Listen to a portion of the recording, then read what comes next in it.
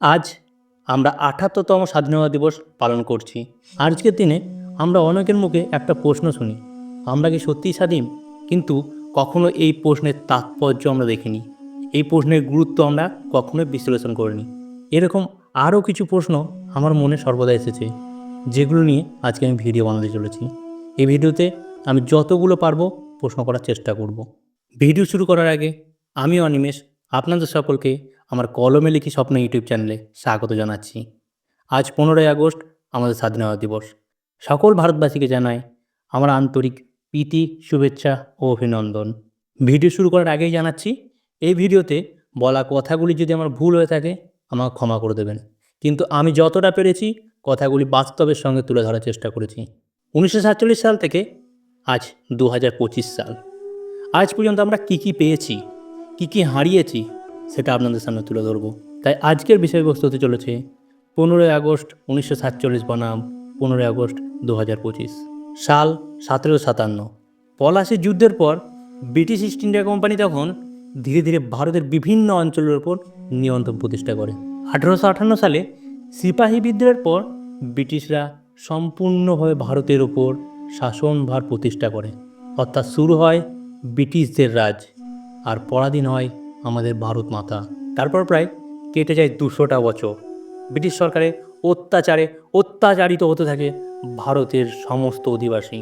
তখন হাজারো বীর দেশপ্রেমিকের রক্ত, কষ্ট এবং আত্মবলিদানের মাধ্যমে 1947 সালের 15ই আগস্ট স্বাধীন হয় আমাদের ভারত। ব্রিটিশ শাসনের সিংহল ভেঙে আমরা অর্জন করি আমাদের স্বাধীনতা, কিন্তু সেই খুশির দিনে ভেঙে দেয় আমাদের এই সুন্দর গোছালো দেশটিকে। বিভক্ত হয়ে যায় দুভাগে, সৃষ্টি হয় আলাদা দুটি স্বাধীন রাষ্ট্র, ভারত এবং পাকিস্তান। এই দেশভাগের ক্ষত মিটতে না মিটতেই 1971 সালে আরও একটি ভাগে বিভক্ত হয় এবং সৃষ্টি হয় স্বাধীন রাষ্ট্র বাংলাদেশ। অর্থাৎ আমরা স্বাধীনতা পেলেও আমাদের এই বিশাল রাষ্ট্র তিনটি খণ্ডে বিভক্ত হয়ে যায়। ঠিক এর প্রেক্ষাপটে আজকের সমাজে দাঁড়িয়ে আমরা একটা জিনিস সর্বদা লক্ষ্য করি, বিভিন্ন পরিবারকে ঠিক এভাবেই খণ্ডে খণ্ডে বিভক্ত হতে। যেখানে স্বাধীনতার আগে সকলে একত্রিত হয়ে দেশকে স্বাধীন করলো, ঠিক স্বাধীনতার পরেই দেশের সমস্ত পরিবার খণ্ডে খণ্ডে বিভক্ত হয়ে গেল। আজ আমরা ৭৮তম স্বাধীনতা দিবস পালন করছি। আজ আমরা বলে থাকি আমরা স্বাধীন, আমাদের নিজস্ব স্বাধীনতা আছে, অধিকার আছে, স্বপ্ন আছে, কিন্তু বাস্তবটা যেন কিছু একটু অন্যরকম। না, আমি দেশের সংবিধান বা আইনের বিরুদ্ধে বলছি না, কিন্তু আমি বলছি বাস্তবতার পক্ষে। এই বাস্তবতার পক্ষে দাঁড়িয়েই আমার মনে আসা প্রশ্নগুলি আমি এক একে করে যাচ্ছি। আমার প্রথম প্রশ্ন, সত্যিই যদি আমরা স্বাধীন, তবে মানুষ কেন স্বাধীনভাবে চলতে বা স্বাধীনভাবে কথা বলতে এতটা ভয় পায়? সত্য এবং বাস্তবতার পথে চলতে গিয়েও মানুষ যেন ভীত হয়ে পিছিয়ে পড়ে। কেন এই ভয়? তবে কোথায় সেই স্বাধীনতা? আমার দ্বিতীয় প্রশ্ন, কেন কিছু মানুষকে প্রভাবশালী ব্যক্তির সামনে নতমস্তকে সম্মান হারিয়ে দাঁড়িয়ে থাকতে হয়? তারা চাইলেও কেন তাদের বিরুদ্ধে দাঁড়াতে পারে না? তারা কেন তাদের বিরুদ্ধে কথা বলতে পারে না? কোথায় তবে সেই মানুষের অধিকার? আমার তৃতীয় প্রশ্ন, রাজা রামমোহন রায়, ঈশ্বরচন্দ্র বিদ্যাসাগর, বেগম রোকেয়া, এরা সকলেই ছিলেন নারী শিক্ষার অগ্রদূত। সিপাহী বিদ্রোহের এক অন্যতম প্রধান নেত্রী ঝাঁসির রানী লক্ষ্মীবাঈ, এনাদের নাম আমরা সকলেই জানি, কিন্তু আজ সেই দেশেই নারীদের হতে হয় কিছু নরপশুদের শিকার। তাছাড়াও আজকে আমরা দেখি কত শিক্ষক শিক্ষাদানের জন্য রাস্তায় রাস্তায় করছে বিক্ষোভ। তাদের দেখা স্বপ্নগুলো যেন এক নিমিষের মধ্যে ভেঙে চুরমার হয়ে গেল। তবে তাদের স্বপ্ন দেখার অধিকারটা কোথায়? তাদের সেই স্বপ্ন পূরণ হলো না কেন? এর সাথেই আমার চতুর্থ প্রশ্ন, একটু লক্ষ্য করলে সকলে দেখতে পাবেন জুতো বিক্রি হয় ঝা চকচকে শোরুমে, কিন্তু বই বিক্রি হয় পুরনো দোকান অথবা ফুটপাতে।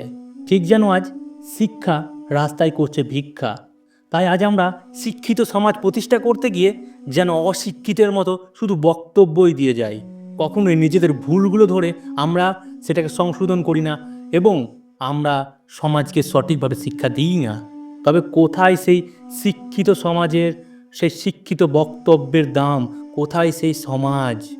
হ্যাঁ, এভাবে যদি প্রশ্ন করতে থাকি ভিডিও শুধু বেড়েই যাবে, ভিডিও কখনোই শেষ হবে না, কারণ আমাদের মনে প্রশ্নের কোনো অভাব নেই। তাই বাকি প্রশ্নগুলি করে ভিডিওটা বড় করার প্রয়োজন পড়ে না, কারণ আমি জানি যারা এই কথাগুলো শুনে আমাকে সাপোর্ট করবে তারা সকলেই বাস্তবতাকে মেনে চলে। তারা জানে আসলে শিক্ষা কোনটা, স্বাধীনতা কোনটা, আর পরাধীনতা কোনটা। কিন্তু এই কথা শুনে তাদেরই গায়ে লাগবে যারা এই সমস্ত পাপ এবং দুষ্কর্ম কাজের সঙ্গে জড়িত। আজকের স্বাধীনতা দিবসের সুন্দর দিনে সকল দেশবাসীর কাছে আমার একটাই অনুরোধ। সেদিন গান্ধীজি ব্রিটিশ সরকারের বিরুদ্ধে বলেছিলেন ভারত ছাড়ো, ঠিক সেদিনের মতোই পাপ এবং দুষ্কর্মে জড়িত লোকগুলির বিরুদ্ধে সরব হয়ে আজ আমরা বলি তোমরাও ভারত ছাড়ো। নেতাজির মতো সাহসী হয়ে অধর্মের বিরুদ্ধে গিয়ে ধর্ম প্রতিষ্ঠা করি।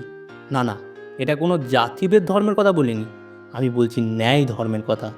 যে ধর্মে সবাই সমান, সবার সমান অধিকার, কাউকে না হারাতে হবে স্বাধীনতা, না কাউকে কখনোই মাথা নত করে থাকতে হবে। যেদিন আমাদের মনে এরূপ আর কোনো প্রশ্ন আসবেই না, সেদিন আমরা বলবো 15ই আগস্ট একটি শুধু তারিখ নয়, আমাদের গর্ব, ত্যাগ এবং আত্মমর্যাদার প্রতীক। সেদিন খুশির সাথে আমরা গাইবো আবার সারে জাহাঁ সে আচ্ছা হিন্দুস্তান হামারা। এই বাস্তবতাকে নিয়ে লেখা আমার স্বরচিত কবিতা বিচার চাই কিছুদিনের মধ্যে আমি চ্যানেলে আনতে চলেছি, এবং আপনাদের মতোই একজন আমার সঙ্গে কন্ট্যাক্ট করে তার স্বরচিত কবিতা আমাকে পাঠিয়েছিলেন, যার নাম নীরব রাষ্ট্রে নিঃস্ব নারী। সেই কবিতাটি আমি চ্যানেলে আনতে চলেছি, অর্থাৎ পরপর দুটি সুন্দর সুন্দর কবিতা এই চ্যানেলে আসতে চলেছে। এই কবিতাগুলির লিঙ্ক আমি ভিডিও ডেসক্রিপশনে পরে দিয়ে দেব, কিন্তু কবিতাগুলি সবার প্রথমে শুনতে হলে আপনার চ্যানেলটিকে সাবস্ক্রাইব করে বেল আইকনটি প্রেস করে দেবেন। ভিডিওটি ভালো লেগে থাকলে একটা লাইক করে দেবেন, এবং স্বাধীনতা নিয়ে আপনাদের বক্তব্য অবশ্যই কমেন্টে জানাবেন। এবং ৭৮তম স্বাধীনতা দিবসে একজন সত্যিকারের ভারতীয় হিসাবে কমেন্টে লিখে যাবেন বন্দে মাতরম, জয় হিন্দ, ভারত মাতা কি জয়। স্বাধীনতা দিবসে সকলকে স্বাধীন হবার আহ্বান জানিয়ে আমি আমার আজকের ভিডিও শেষ করছি। নমস্কার, সকলকে অসংখ্য অসংখ্য ধন্যবাদ।